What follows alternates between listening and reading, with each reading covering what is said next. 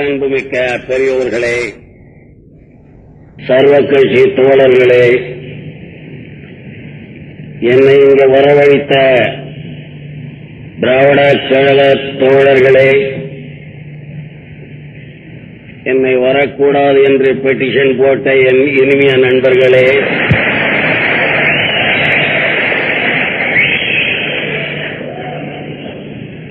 உங்கள் அனைவருக்கும் என் வணக்கம்.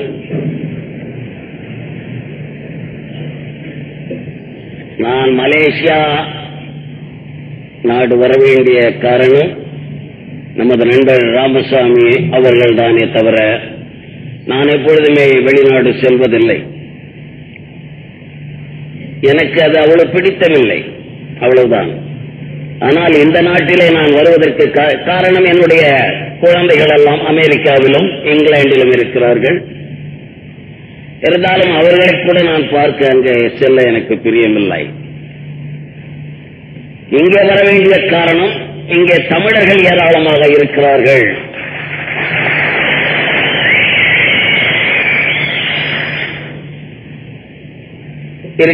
அவர்களை பார்த்து இங்கே எப்படி வாழ்கிறார்கள், ரப்பர் தோட்ட மக்களை பார்க்க வேண்டும், அவர்கள் என்ன நிலைமையில் இருக்கிறார்கள் என்பதையெல்லாம் பார்த்து போக வேண்டும் என்ற காரணத்தில் தான் வந்தேன். அல்லது மற்றவர்கள் மாதிரி நான் சாமான்கள் வாங்கவோ துணிகள் வாங்கவோ இல்ல ஒஸ்டியான இங்க சரக்கு இருக்குன்னு சொல்றாங்களே,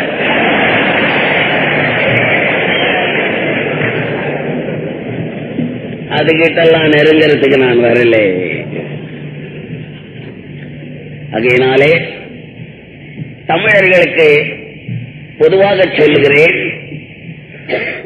நீங்கள் இந்த நாட்டிலே நான் பார்த்த அளவிலே நல்ல முறையிலே வாழுகிறீர்கள் என்பது எனது நோக்கம். எல்லாரும் நல்ல அழகா இருக்கிறீர்கள். நாடு எப்படி பசுமையா இருக்கோ அதே மாதிரி நீங்களும் பசுமையா இருக்கிறீங்க. நினைச்சா ஒரு 30 வெள்ளி கொடுத்தா ஒரு நாள் பூரா பென்ஸ் கார்ல போறீங்க. அங்க ஜட்கா வண்டியில கூட போக முடியாது மெட்ராஸ்ல.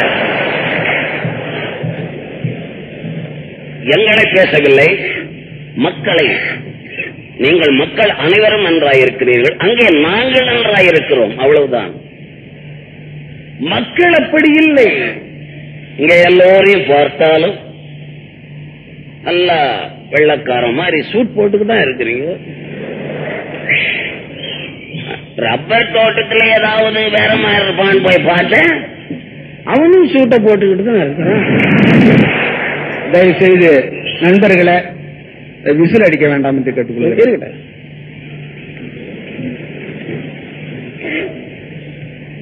நம்ம நாடு மாதிரி இங்க யாரும் கோமணம் கட்டிக்கிட்டே இல்லை. அது ஒரு பெரிய மகிழ்ச்சி. அதனால் நான் சில கேள்விப்படுகிறேன், இங்கே இருந்து அங்கே போய் வாழலாம் என்று பலர் கருதுவதாக தெரிகிறது. வேண்டாம், தயவு செய்து தமிழ்நாட்டு பக்கம் திரும்பவே கூடாது. நீங்கள் இந்த தாயகத்தை விட்டு உங்களுக்கு சொல்லுகிறேன், இந்த மாதிரி ஒரு நாடு உங்களுக்கு கிடைக்காது. இது இஸ்லாமிய மதம் உள்ள நாடு. பேசுவார்கள் மக்கள், கட்சிகளை பேசவில்லையா? ஒவ்வொருத்தர் ஒரு கட்சி பேசலையா? தமாஷா. கட்சியை பற்றி ரொம்ப பேருக்கு என்ன தெரியும்னு எனக்கு தெரியல, அவ்வளவுதானே தவிர எனக்கு எல்லா கட்சி அஸ்திபாரங்களும் தெரியும், எல்லா கட்சி தலைவர்களும் எனக்கு நண்பர்கள்.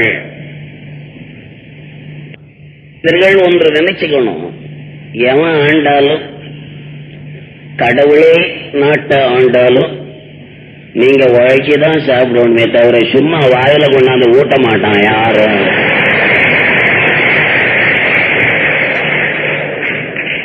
அங்கே உழைத்தாலும் சாப்பிட முடியாது, ஓரளவிற்குத்தான் சாப்பிடலாம். நீங்க உழைத்து நன்றாக நீங்கள் சாப்பிட்டு இருக்கிறீர்கள்.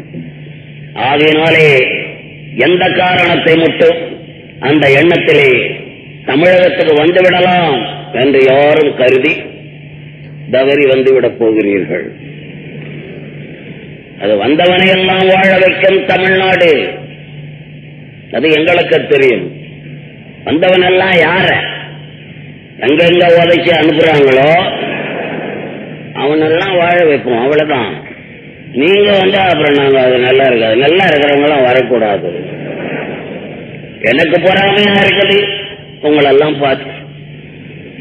இவ்வளவு நல்ல நாட்டுல வந்து சிக்கிக்கிட்டீங்க. நீங்க தெரிஞ்சிருந்தா உங்களோட நாங்க வந்திருப்போம். அப்பவே சான்ஸ் போச்சு. என்னத்தை செஞ்சு தொலைக்கிறது. ஆகையினாலே மலேசியா, அமெரிக்கா, ரஷ்யா, இங்கிலாந்து இத பத்திலாம் ரொம்ப பெருமையா பேசுவான். அங்கேயும் உட்காந்துக்கிட்டு இங்கேயும் உட்காந்து தமிழன் இன்னொரு நாட்டை தான் பேசுவான். அமெரிக்கால யாருக்காவது மந்திரி வேலை கொடுப்பானா, இல்ல எந்த தமிழனுக்காவது சூப்பரண்ட் ஆஃப் போலீஸ் கொடுப்பானா, இல்ல எம்எல்ஏ கொடுத்துருவானா? அமெரிக்காவை விட, ரஷ்யாவை விட எல்லா இனத்திற்கும் இங்கே உத்தியோகத்தை தந்திருக்கிறாரே இந்த மலேசியா நாடு. இதை விட உயர்ந்த நாடு அது என்று எவரும் கருதிவிடக் கூடாது.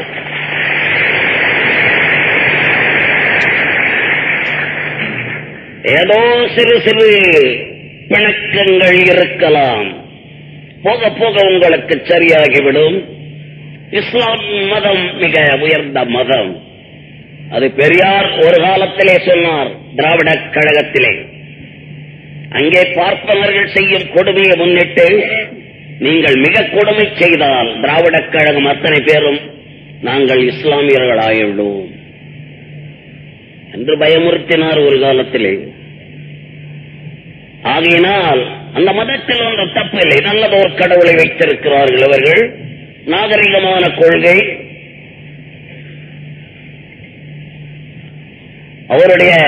அவரும் கஷ்டப்பட்டு தான் வந்தார். நீங்களும் கஷ்டப்பட்டு வர வேண்டும் நாட்டிலே முன்னுக்கு. இன்னும் ஆண்டவனே கஷ்டப்பட்டு தான் வந்திருக்கிறார்கள் உலகத்திலே. நபிநாயகம் அவர்கள் பல சீர்திருத்த கொள்கைகளை சொன்னதற்கு மெக்காவில் இருந்து மெதினா வரையில் கல்லால் அடித்து துரத்தப்பட்டார். தொழுகையின் போது ஒட்டகத்தின் குடலை அவர் முதுகிலே சுமக்க வைத்தார் மடமை உலகிலே. இன்று அறிவு உலகம் அவரை ஆண்டவராக ஏற்றுக்கொள்ளவில்லையா? நன்றாய் சிந்தித்து பார்க்க வேண்டும். இயேசுபிரான் அவர்கள் பல சீர்திருத்த கொள்கைகளை சொன்னதற்கு இரும்பு தொப்பியிலே முற்கள் பதித்து தலையிலே வைத்து சம்பட்டியால் அடித்துக் கொன்றார்கள் மடமை உலகிலே. என்று அறிவு உலகம் அவரை ஆண்டவராக ஏற்றுக்கொள்ளவில்லையா? எங்களுக்கு அறிவு உலகத்துக்கு தெரிந்த 2 ஆண்டவர்கள் தான் எங்கள் புத்தர். இதைதான் நாங்கள் ஏற்றுக்கொள்கிறோம் அந்த நாட்டிலே. இப்பொழுது பல கடவுள் இருக்கிறது. குரோஸ் கணக்கா வச்சிருக்காங்க கடவுள். அம்மாவா வச்சுக்கிறாங்க. அவங்க இஷ்டம். அதை நாம தடை செய்ய முடியாது. ஆனால் அறிவுக்கு எட்ட கடவுளைத்தான் நாங்கள் பாராட்டக்கூடியவர்கள். நாம் அறிவு கொடுக்கிறோம். சீர்திருத்த கருத்துக்களை சொல்லுகிறோம். நாங்கள் அந்த நாட்டிலே எங்களுக்கு வேறொரு வேலையும் இல்லை. மக்களை திருத்துகிறோம். அவ்வளவுதான். குழந்தைகளை படிக்க வைக்க வேண்டும் என்று சொல்கிறோம். கேட்க மாட்டேன் என்கிறார்கள். இங்கே பார்க்கிறேன் 6:30 மணிக்கு குழந்தைகள் ஸ்கூலுக்கு போகுது. இந்த காட்சி எந்த நாட்டிலே பார்க்க முடியும்? இப்படி தமிழன் படித்த காலத்தை சேரன் சோழன் பாண்டியன் காலத்திலே கூட படித்ததில்லை. தமிழர்கள் குழந்தைகள் படிக்கிறார்கள். தாயும் படித்தவர்கள், தந்தையும் படித்தவர்கள். பள்ளியிலே இருந்து வந்ததும் என்ன படித்திருக்கிறாய், என்ன மார்க்குன்னு கேட்கிறான். அதனால எல்லாம் படித்தவர்களாக இருக்கிறீர்கள் தமிழர்கள். அந்த நாட்டிலே படிப்பில்லை. மக்கள் படிப்பு கொடுத்திருக்கிறார்கள், படிக்க போக மாட்டார். இங்க 6:30 மணிக்கு எழுந்திருச்சது குழந்தைங்க. அங்க 10:30 மணிக்கு எழுந்திருக்க. ஆடு மாடுகள் அவுத்து விட்ட மாதிரி விடுவானுங்க. நேரம் அங்க கஞ்சி ஊத்துற இடத்துல போய் சுத்தி உட்காந்து டான்ஸ் பண்ணும். அவ்வளவுதான். ஒன்னு கையை விட்டு சாப்பிடும், ஒன்னு காலை விட்டு சாப்பிடும். சாப்பிட்டுட்டு நேரம் எங்கேயா போயிடும். சினிமாவுக்கு போயிடும். சின்ன வயசுல சினிமா இதான் உருப்படம் போச்சு அந்த நாடு. தாய் தகப்பன் கண்டிக்கிறது இல்ல. குழந்தைய கேட்பான், எங்க நான் போயிட்டு வந்தேன் இன்னைக்குன்னு. கொஞ்சம் குழந்தைய பிடிச்சின்னு இந்த கோத்தி பிள்ளா மாதிரி ஒரு குழந்தைய பிடிச்சுக்கிட்டு கொஞ்சம் எங்க நான் போனேன், நான் இன்னைக்கு பள்ளிக்கூடம் போல நைனா, சினிமாவுக்கு போனேன் நைனா. குழந்தை பார்க்கக்கூடிய சினிமாவா தமிழகத்தில் எடுக்கிறார்கள். பெரியவனை பார்த்து கெட்டு போய் கிடக்கிறான். மனுஷன் உள்ள போய் பார்க்க முடியாது, அவ்வளவு ஆபாசமான பாடல்கள். ஒவ்வொரு வார்த்தைக்கும் 3 அர்த்தங்கள், தவறான பாதையிலே உள்ள அர்த்தங்கள். பார்க்கலாமா சினிமாவே? அடிக்கணும் தகப்பன். அந்த நிலை அந்த நாட்டிலே வரவில்லை. நல்லா இருக்காடான்னு கேட்பான். என்ன படம்டா பார்த்தேன் நான் வாங்கினேன். ஜெமினி கணேசன் சாவித்திரி, இவன் சிவாஜி கணேசன் சாவித்திரியை போட்டு டப்பாங் குத்துறாங்க, அதை பார்த்தேன் நான். அவங்க ஆக்ட் செஞ்சதெல்லாம் இவன் அறிவு கேட்டது. டப்பாங் குத்துனதுல அவ்வளவு டேஸ்ட் அங்க அறையணும். டப்பாங் குத்துறத பார்க்கலாமா பார்க்கலாமா? அவங்கிட்டே அப்ப கேட்பான், நல்லா இருக்காடா நான். அவன் நல்லா இருக்கணும். அப்ப நீ வீட்டுல தூங்கு, நானும் ஓத்தாலும் 2வது ஷோவுக்கு போறோம். இவன் போவான். எப்படி குழந்தைகள் படிப்பதில்லை அந்த நாட்டிலே. இதையெல்லாம் நாங்கள் சீர்திருத்தம் செய்கிறோமே தவிர, பலருக்கு பல சந்தேகங்கள். இங்கே நான் வரக்கூடாது என்று சொன்னதற்கு காரணம், ஒரு பெட்டிஷன், ஒரு பார்லிமெண்ட் மலையா நண்பர் 3 மணிக்கு ஒரு கூட்டம் நடந்துச்சு. பார்லிமெண்டரி நம்பர், அவர் மலேசியா, அவர் தலைமையில தான் பேசினேன். அவர் சொன்னார், பெட்டிஷன்ல இவர் ரொம்ப கெட்டவர்னு வந்திருக்கு. நான் கூட நினைச்சேன் எப்படி தலைமை வைக்கிறதுன்னு. கெட்டவரா இருந்தா இவ்வளவு கூட்டம் வருமா அப்படின்னு பேசினார். நம்ம ஜனங்க தான், நம்ம தமிழ் மெட்ராஸ்ல இருந்து புறப்பட்டு வந்தோமே, அந்த தமிழர்கள் கொஞ்சம் தமிழனவே 2 அப்படிதான் இருப்பாங்க. எல்லாம் நம்ம அட்ஜஸ்ட் பண்ணிக்கிட்டு தான் போகணும். என்ன எழுதிருக்காங்க, அங்க சுட்டுட்டு ஜெயில இருந்துட்டு இங்க வந்திருக்காரு. எவ்வளவு சொல்லுவா என் கதைய தெரிஞ்சுக்கிட்டேன்டா இந்த நாட்டுல.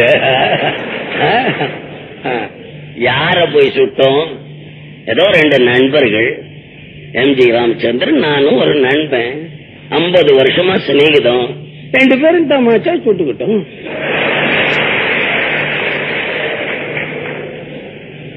டப்பா சுட்டுக்கல, அதேதான். என்ன சுட்டுக்கிட்டா என்ன? இப்போ நாங்க 2 பேரும் அங்க வாழறோம், நாங்க சுட்டுக்கிறோம்.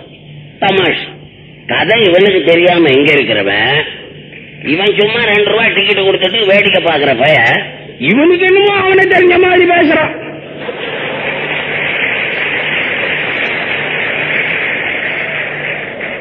என்னுடைய சிநேகிதன் ராமச்சந்திரன், நாங்க கோவத்துல ஏதோ சுட்டுக்கிட்டோம், அவ்வளவுதான். ஏன் சுட்டுக்க கூடாதா? பொண்டாட்டியும் புருஷன் அடிச்சுக்கலையா? அது போய் கேள பாப்போம். அப்ப நம்ம அவனை வெட்டிக்கல. அதே மாதிரி 2 நண்பர்கள் அடிச்சுக்கிட்டோம், அவ்வளவுதான். கையில கம்பு இருந்தா கம்பு எடுத்து அடிச்சுக்குவோம், கத்தி இருந்தா கத்தி எடுத்து அடிச்சுக்குவோம். ரிவால்வர் இருந்துச்சு அந்த நேரத்தில், எடுத்து அடிச்சு விட்டான். அடிச்சு விட்டு தப்பு நிறுத்திட்டோம். நாங்க என்ன ஒருத்தரை கொண்டு போனோம்னா சுட்டுக்கிட்டோம். கன்ல ரிவால்வர்ல 8 தோட்டா இருக்கு, 8 தோட்டா இருக்கு. அப்படி புராதமா இருந்தா 8 தோட்டாவும் பயன்படுத்தி இருப்போம். ஒரு தோட்டா தான் ஆச்சு. இல்ல வெடிக்கலையான்னு பார்த்தோம், அது வெடிச்சிருச்சு. அதுக்கு நம்ம இதையெல்லாம் ரொம்ப பேர் புரியாம தவறாய் பேசுகிறார்கள். எங்களுக்கு நாங்க இப்ப பெரியார் இருந்த உடனே நாங்க 2 பேரும் தான் கிட்ட இருந்து பேசிக்கிட்டு இருந்தோம். தவிர எம்ஜி ராமச்சந்திரன் என்னிடத்துல நல்ல மரியாதை உண்டு. ஆனந்த விகடன்ல எழுதியிருக்கார், நான் ஏன் பிறந்தேன் என்றதுல நடிகவியல் ராதா அண்ணன் அவர்கள் தான் இந்த கலை உலகுக்கு எனக்கு வழிகாட்டி. படிச்சு பார்க்கணும். இதெல்லாம் இவங்க படிக்கிறதில்ல. அதை படிச்சுட்டு இன்னொருத்தன் வேற மாதிரி எழுதுவான், அதை படிச்சுட்டு எதையாவது சொல்றது. நேரா பார்த்தாதான் சொல்லணும். சிவாஜி கணேசன் அவன் கம்பெனில இருந்தவன், ஆக்டரா எல்லாருமே கம்பெனில இருந்தவங்க ஓரளவுக்கு அந்த நாட்டில். அவ்வளவுதானே தவிர ஆக்டர்களை பற்றி உங்களுக்கு பிரச்சனை இருக்கக்கூடாது. நீங்க பாக்குறீங்க ஆக்ட் எல்லாம் செய்யறோம், சந்தோஷப்பட்டுக்கிட்டு போங்க. கோவிலுக்குள்ள போறீங்க, சாமியை கும்பிடுங்க, மரியாதையா வெளியே வாங்க. சாமி கிட்டே உட்காந்துக்கிட்டு குடும்பம் நடத்தாதீங்க, நல்லா இருக்காது. அதே மாதிரி எங்களை பார்த்தா அபிப்பிராயம் நல்லா சொல்லிட்டு போயிடும். அதனால நாங்க தான் பெருசுன்னு காலம் பூரா எங்களையவா நினைச்சுக்கிட்டு இருக்கிறது. ஒரு அறிவாளிய பத்தி நினைக்க கூடாதா? நீங்க இந்த நாட்டில் எத்தனை பேர் அதிகாரிகள், இந்த அதிகாரி நல்லவர், அந்த அதிகாரி நல்லவர், இவர்களை பற்றி புகழுங்கள். எங்கோ கூத்தாடுறோம், அது இங்க வந்து தரையில காமிக்கிறான். நாங்களெல்லாம் கலைஞர்னு பேசுறாங்க எல்லாரும். அது இப்ப வந்து அது பேர் சமீபத்தில் எங்களுக்கெல்லாம் பணம் வந்த உடனே கலைஞர்னு கொடுத்தாங்க. அது எவன் காசு வாங்கின்னு கொடுத்தானோ அதுவும் எனக்கு தெரியல. கலைஞர்னா ரொம்ப உயர்ந்தவர்களா? அப்படி அல்ல. நாங்கெல்லாம் எப்படி, நாங்க இன்னைக்கு கோடீஸ்வரன். அங்கே கோடீஸ்வரன் மட்டும் இல்ல, இன்கம் டாக்ஸ் பாக்கி காரணங்க நாங்க தான். நாங்க பெரிய தப்பெல்லாம் அங்க செய்வோம். இன்கம் டாக்ஸ்னா என்ன ஜனங்களுக்கு தெரியல, அது அறிவில்லை. இன்கம் டாக்ஸ் மக்களுடைய பணம். மக்களுடைய பணத்தை கொடுக்காம ஏமாத்துற கூட்டம் இந்த கலைஞர் பசங்க அவ்வளவு பேரும் என் உள்பட. எதுக்கு சொல்ற, நாங்கள் ஏதோ அதுவும் அவங்க எல்லாம் பயந்துங்கன்னு டாக்ஸ் கட்டுறாங்க. இப்போ நான் 13 லட்சம் கட்டணும். அவங்க என்கிட்ட எங்க வாங்க போறேன், நான் எங்க கட்ட போறேன், அது ஒண்ணு இல்ல. வருஷம் வருஷம் வரும், ஆவட்டம் பார்க்கலாம்னு சொல்லி விட்டுக்கிட்டே இருக்கிறேன். எதுக்காக சொல்றேன், நாங்கள் இவ்வளவு தப்பு செய்யறவங்க, மக்களுடைய பணத்தை மோசம் பண்ற ஒரு கூட்டம் இந்த சினிமாக்காரருடைய கூட்டம். இவ்வளவு இன்னைக்கு நாங்க மலேசியா வர்றோம், எங்களை வரவேற்கிறாங்க இந்த நாட்டு மக்கள். எங்க மேல எவ்வளவு பிரியமா இருக்கிறாங்க. புரியாத காரணம், இவங்க அங்க வந்தா திரும்பி பார்ப்பானா எவனாவது ஊர்கா போட்டிருப்பான், நாயை கட்டிருப்பான். இவ்வளவுதான். மலேசியாவில இருந்து இங்க இருந்து போயிட்டு வந்தவங்க சொல்றத கேட்டா தெரியலையா? இவங்களை நாங்க ஒண்ணும் இல்லாதவங்க, நாங்கெல்லாம் இன்னைக்கு பணக்காரனா ராவும் பகலும் நினைக்க வேண்டியது உங்களை. நீங்க பார்த்து கொடுத்த பணம், சினிமா டிக்கெட் வாங்கின்னு பாக்குறீங்களே, அந்த பணத்துலதான் நாங்க பணக்காரனானோம். அந்த பணம் தான் உங்களுடைய பணம். உங்களுடைய பணத்தாலே முன்னேறிய கூட்டம் சினிமாக்காரர்கள். நீங்கள் தான் எங்களுக்கு தலைவர்கள். அதை விட்டுட்டு எங்களை தலைவர்களாக்கிட்டு ரொம்ப பேர் இருக்காங்க.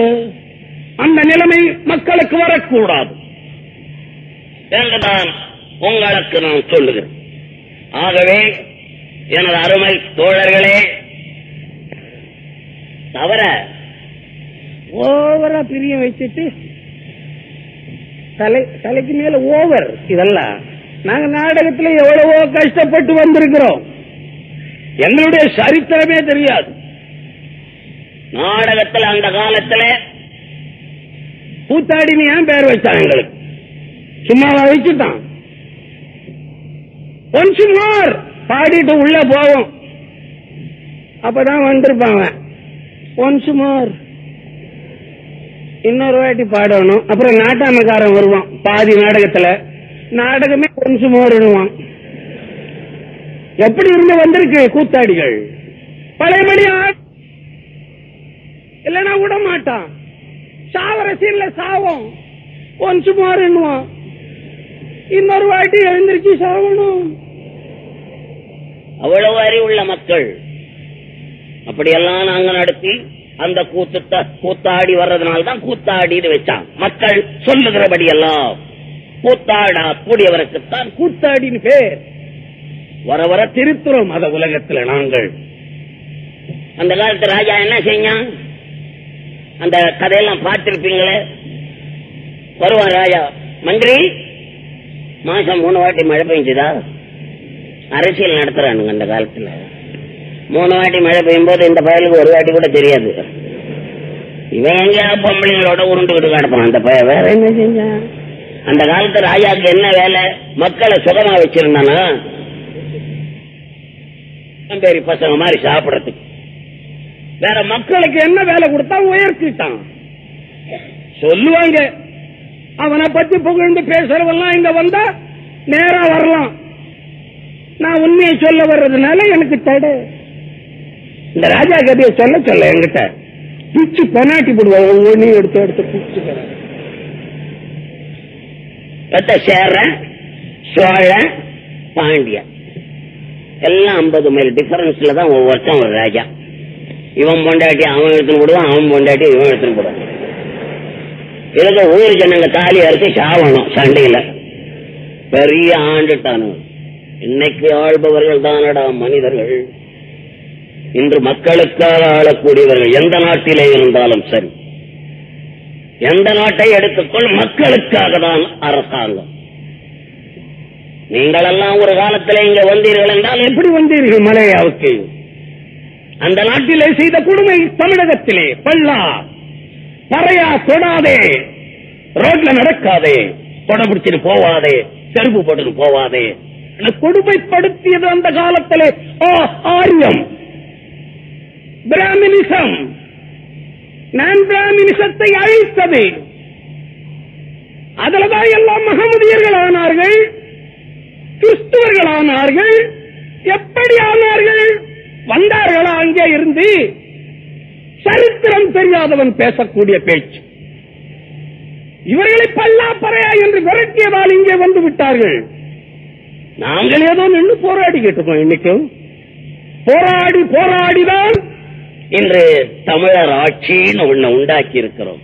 அது தந்தை பெரியாரால் என்பதை யாரும் மறுத்துவிடக் கூடாது. நாங்கள் அவ்வளவு எத்தனையோ வாடி ஜெயிலுக்கு போயிருக்கோம், எதுக்கோ ஜெயிலுக்கு போயிருக்கோம். ஜெயிலுக்கு போனவர்னு சொல்றோம். ஜெயிலுன்னா இவங்களுக்கு என்ன தெரியும்? இருக்கு இங்கேயும்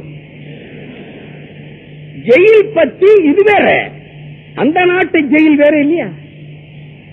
ஜெயிலுக்குள்ள பெரிய அறிவாளிகள்லாம் உண்டாகிற இடம் ஜெயிலு. அங்க போனாத்தான் அடுத்தா போல நாட்டால வரலாம்.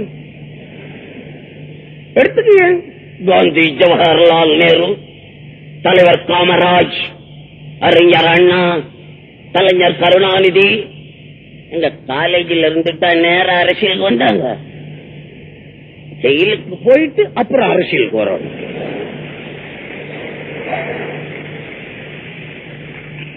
அரசியல் நடத்துறதாண்டா முதல்ல ஜெயில் என்ற காலேஜில் போய் படிக்கணும்.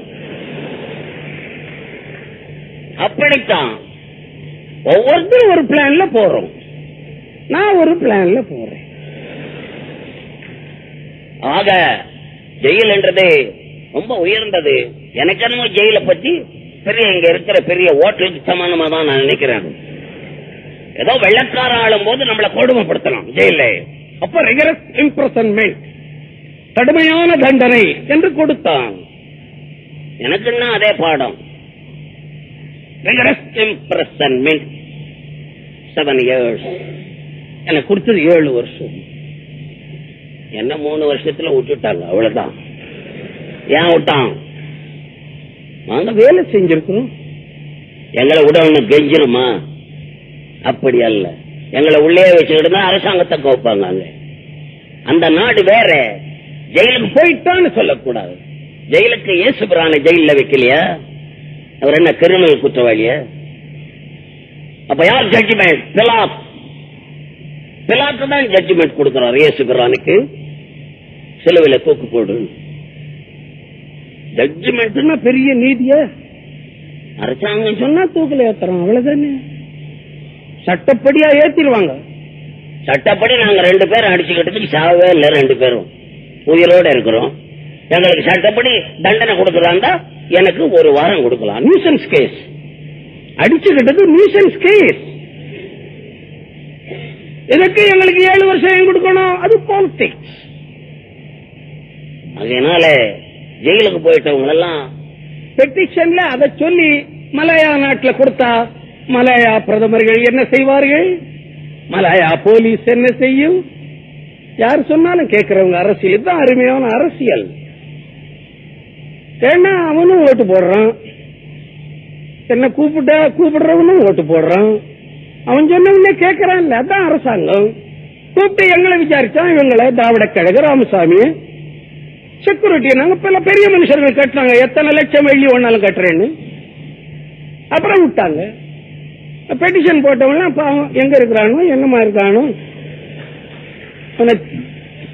ஆகையினால இது இந்த வியாதி மக்களுக்கு இருக்கும்.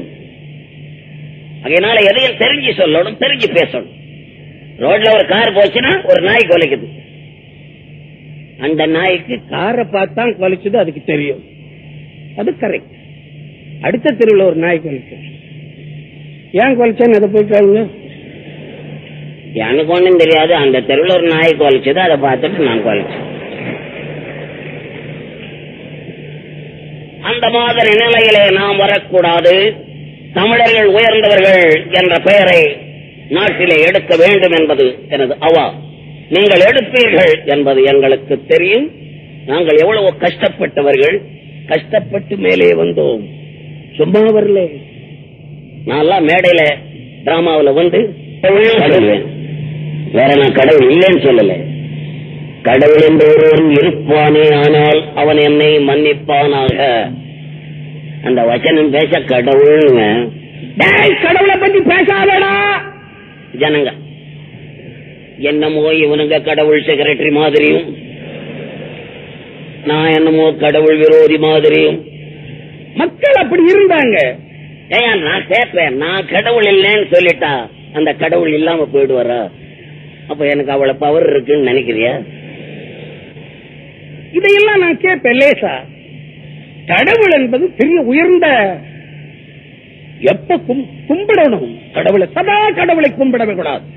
ஒரு நேரம் மகமதியர்கள் எப்படி கும்பிடுகிறார்கள், ஒரு நேரம் வந்த உடனே தொழுதுறாங்க, அதான் கடவுள். என்னுடைய பாயிண்ட், ஏத்துக்கிட்டா ஏத்துக்கல, விட்டா விடுங்க. நாங்க சொன்னதை சொல்றேன், இங்க சொல்லல. இங்க நீங்க எத்தனை வாட்டி வேணாலும் கும்பிடு, அங்க சொன்னதை சொல்றேன். கிறிஸ்துவர்கள் எப்படி கடவுளை கும்பிடுகிறார்கள் அதே போல் கூப்பிடு. சும்மா கடவுளை கூப்பிடக்கூடாது, எனக்கு அது பிடிக்காது. இவன் 7 அடி உயரம் இருப்பான், 6 அடி வாசக்கால் வச்சு வீடு கட்டுவான், உள்ள போகும்போதே இடிச்சுக்குவான். கடவுளே, என்னடா கடவுள்? ஏண்டா முட்டாள, கூட 1 அடி தூக்கி வச்சு கட்டினா சரியா போச்சு, சும்மா போய் கடவுளே கடவுளே நோன்றியே. ஏன்னா கடவுளை டிஸ்டர்ப் பண்ணக்கூடாது, நம்ம ரொம்ப ஸ்ட்ராங். ஒரு நேரம் தான் கடவுளை மனிதன் நினைக்கலாம். அந்த வழிபாடு எடுத்துக்கொண்டால் நாம் உயர்ந்த அறிவாளிகளாகி விடுவோம் என்பதை எடுத்து காட்டுவேன், அவ்வளவுதான். கடவுளை பத்தி எங்க எத்தனை இடத்துல சொல்றது? கடவுளே காலம்பர பாத்ரூமுக்கு போவான், உட்காரும் போதே கடவுளே, ஐயோ ஆண்டவனே, கடவுளை போய் அங்க விடுறான் பாருங்க. அவை இவனுடைய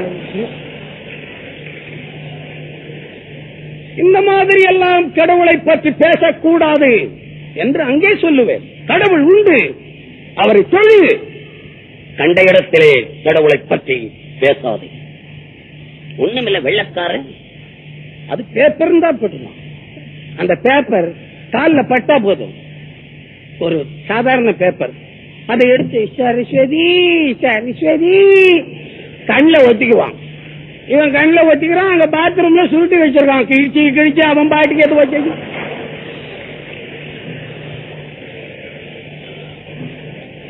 இந்த மாதிரி வகைகளே கடவுளை நாம் காப்பாற்றிக் கொள்வதற்கும் நாமும் மற்றவர்களைப் போல் அறிவுள்ள கடவுளை வணங்குகிறோம் என்பதும் உலகத்திற்கே காட்ட வேண்டும் என்பது எனது அவா.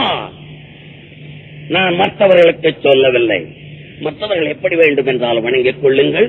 என் தமிழகத்திலே நான் சொல்லக்கூடிய வார்த்தைகள் லேசாக சொல்லி பார்த்தேன், அவ்வளவுதான். எனக்கு கடவுள் மனிதனுடைய அறிவுக்கு எட்டாதது, கடவுள் வருஷத்துக்கு படாதது, எங்கும் இல்லாதது, கரண்ட் மாதிரி கடவுள். அதெல்லாம் கெடுத்துட்டோம் தமிழகத்திலே.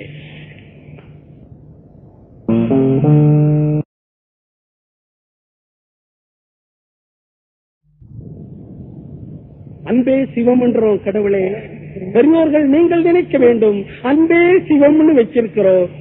அவர் கையில ஆயுதம் சூலம். அன்புக்கு ஆயுதம் எதுக்கு? கொலகார புயல்கள்லாம் கையில இருக்கணும். சூலத்தை உருவிட்டா போதும், வேற ஒண்ணு இல்லை. இதைத்தான் நான் சொல்வேன். கடவுள் இல்லைன்னு சொல்றவங்க அல்ல, எல்லா உயிரிலும் வீற்றிருக்கிறான் கடவுள். எல்லா உயிர்களிலும் வீற்றிருக்கக்கூடிய கடவுள் என்று சொல்லுகிறார்கள். அப்பொழுது என்னுடைய உயிரிலும் தான் கடவுள் இருக்க வேண்டும். இங்கே கூட பலர் என்னை கேட்டார்கள், பெரிய ஆபீசர்கள், அங்க என்ன தமிழர்களுக்கும் மலையாளத்தார்களுக்கும் என்ன சண்டையான்னு கேட்டாங்க. அப்படியே வெந்து போச்சு மனம். யாரோ திருச்சி விட்டுட்டாங்க. என்னையா உலகம் தோன்றதிலிருந்து மலையாளிகளும் நாமும் அண்ணன் தம்பி மாதிரி வாழறோம், நாம சண்டை போட்டுக்கிட்டோம் எவனோ சொல்லிட்டான். அந்த நினைப்பு யாருக்கு இருக்கக்கூடாது. ஏதோ ராமச்சந்திரனுக்கும் அரசியல் இருப்பவர்களுக்கு ஏதோ தகராறு. அதை வைத்துக் கொண்டு இந்த விவாதத்தை இங்கே கலப்பக்கூடாது. நம் தமிழகத்தை கேட்டுக்கொள்வதை போல் இங்கும் கேட்டுக் கொள்ளுகிறேன். ஆகையினால் என் அருமை மலேசியா தமிழர்களே, இங்கே வந்து மிக பெருமையாக இக்கூட்டத்தை நடத்தி கொடுத்ததற்கு உங்கள் அனைவருக்கு மனமார்ந்த வணக்கத்தை தெரிவித்துக் கொண்டு எத்துடன் வார்த்தையை முடித்துக் கொள்கிறேன். வணக்கம்.